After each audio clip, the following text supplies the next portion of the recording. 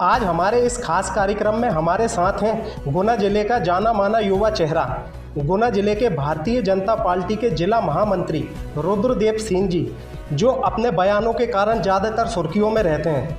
आज हम उनसे जानेंगे उनके विचार और उनके द्वारा क्या कुछ सोच है अपने क्षेत्र में काम करने की। रुद्रदेव सिंह जी, आपका बहुत बहुत स्वागत है हमारे इस खास कार्यक्रम में। बहुत बहुत धन्यवाद टोटू जी। रुद्रदेव सिंह जी, आपसे सबसे पहला सवाल मेरा यह है कि क्या कारण रहा जो आप कांग्रेस को छोड़कर बीजेपी में शामिल हुए? देखिए, मैं कांग्रेस पार्टी में पिछले 5 साल से काम कर रहा था और मैंने उस टाइम हमारे जो विधायक साहब थे राघोगढ़ के या और भी कांग्रेस पार्टी के वरिष्ठ जन थे, मैंने उनसे बहुत सहयोग मांगा था मकसूदनगढ़ क्षेत्र के विकास को लेकर, जो हो ही नहीं पा रहा था।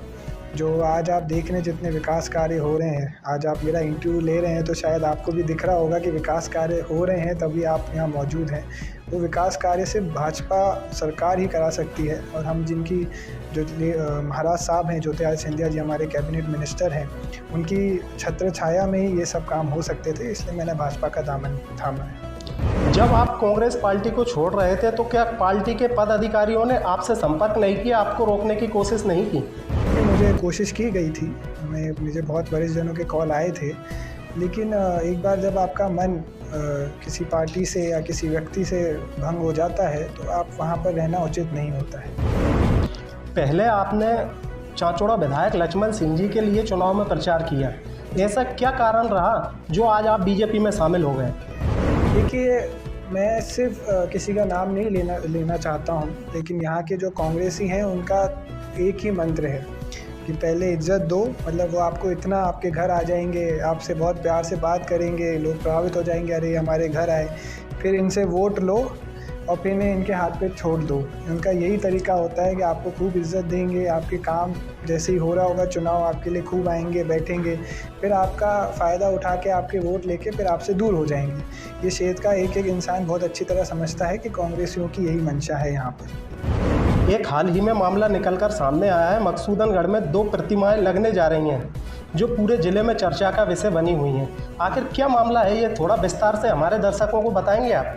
देखिए, ये पिछले साल अक्टूबर की बात है। मेरे अंदर ये विचार आया था कि मैं ये जो हमारे मधुसूदनगढ़ जो फाउंडर हैं, जिनने मधुसूदनगढ़ बसाया है, जो यहाँ के पहले प्रथम राजा थे, उनकी एक मूर्तियाँ लगाए जाए।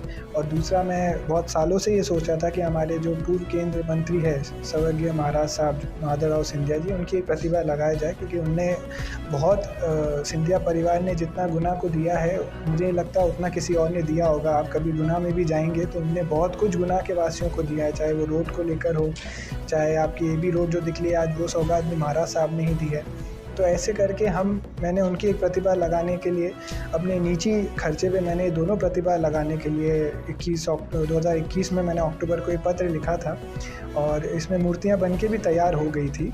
लेकिन अभी मुझे पता नहीं है कि शायद एक वीडियो वायरल हुआ था विधायक साहब का, जहाँ उन्होंने कहा था कि 1-2 के कहने से वीडियो यहाँ नहीं, मतलब यहाँ पर मूर्ति नहीं लग सकती है।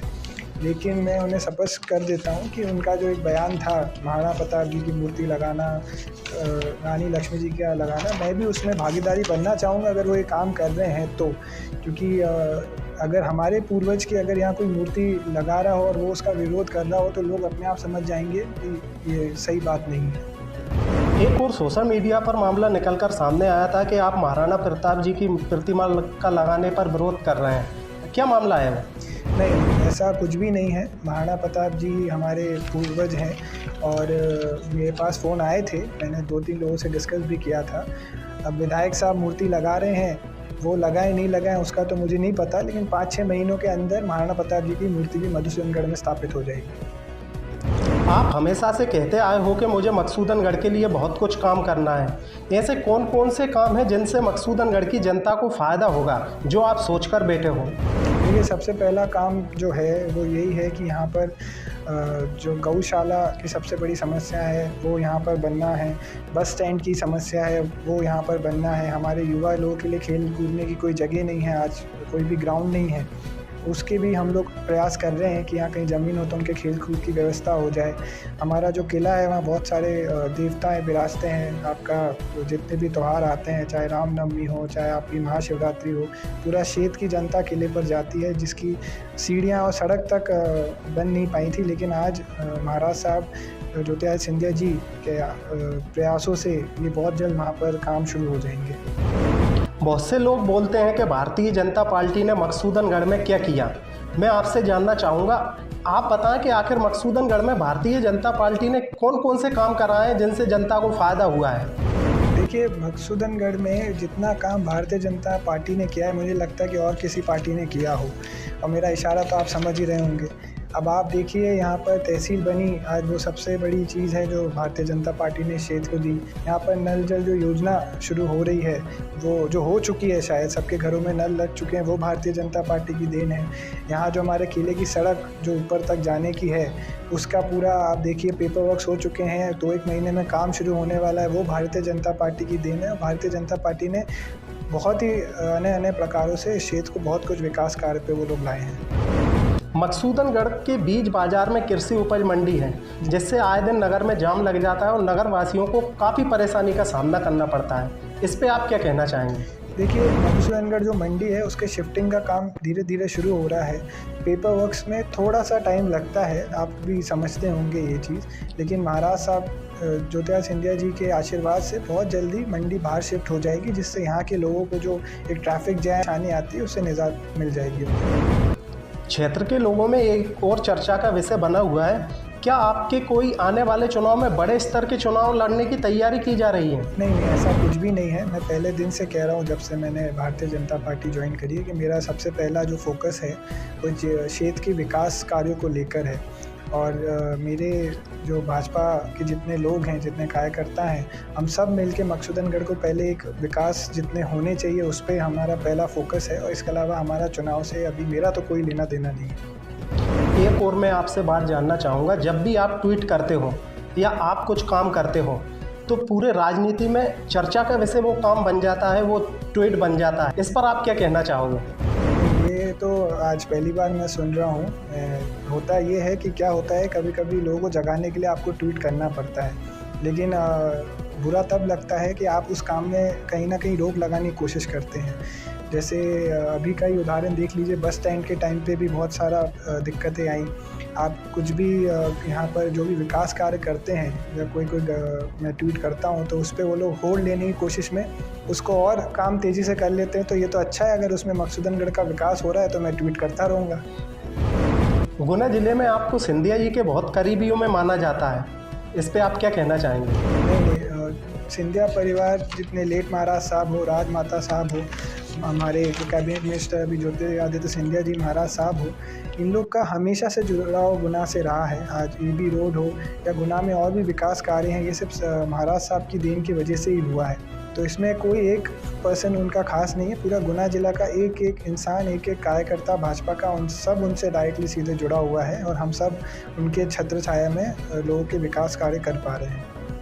मकसूदनगढ़ में काफ़ी लंबे समय से गौशाला बनवाने की मांग की जा रही है, जो अब तक पूरी नहीं हो पाई है, उस पर आप क्या कहना चाहेंगे? ये गौशाला का काम अब 2-1 महीने में शुरू होगा। उसके पेपर वर्क्स जो थे उनमें तैयारी हो रही है। दूसरी चीज़ ये है कि हमारे मधुसूदनगढ़ क्षेत्र के आसपास ज़्यादातर वन विभाग या उनकी ज़मीनें हैं। वन विभाग का जो क्राइटेरिया है उसमें आप गौशाला उस ज़मीन पे नहीं बना सकते हैं। ये जब मेरी बात हुई थी इस बारे में तब मुझे बताया गया था अधिकारियों द्वारा, लेकिन उसके बावजूद जो राजस्व विभाग है वो ज़मीन पता करके बहुत जल्द यहाँ गौशाला खोल देगा। पेपर वर्क्स में थोड़ा टाइम लग रहा है, जैसे ही वो होगा तो मधुसूदनगढ़ को एक गौशाला की सौगात मिल जाएगी। मकसूदनगढ़ क्षेत्र में आए दिन आग लगने की घटनाएं निकलकर सामने आ रही हैं। इस संबंध में आपसे भी कई लोगों, गांव के क्षेत्र के लोगों ने शिकायतें भी की हैं। मकसूदनगढ़ नगर परिषद होने के बाद भी मकसूदनगढ़ में आग बुझाने वाली दमकल मशीन नहीं है, उस पर आप क्या कहना चाहेंगे? देखिए, इस मैटर में मेरी तहसीलदार मैडम से बात हो चुकी है और सीएमओ साहब से भी चर्चा हो चुकी है, और ये जो अपनी आग बुझाने की जो गाड़ी आती है वो जल्द से जल्द मधुसूदनगढ़ वासियों के लिए उपलब्ध हो जाएगी। आपको क्या लगता है आने वाले दिनों में चांचौड़ा विधानसभा में क्या कमल खिल पाएगा? देखिए, सबसे बड़ी बात तो मैं यही कह सकता हूँ, एक ही शब्दों में कह सकता हूँ कि कमल तो खिल चुका है और हाथ मिट चुका है। बहुत बहुत धन्यवाद आपका हमसे बात करने के लिए रुद्रदेव सिंह जी। धन्यवाद।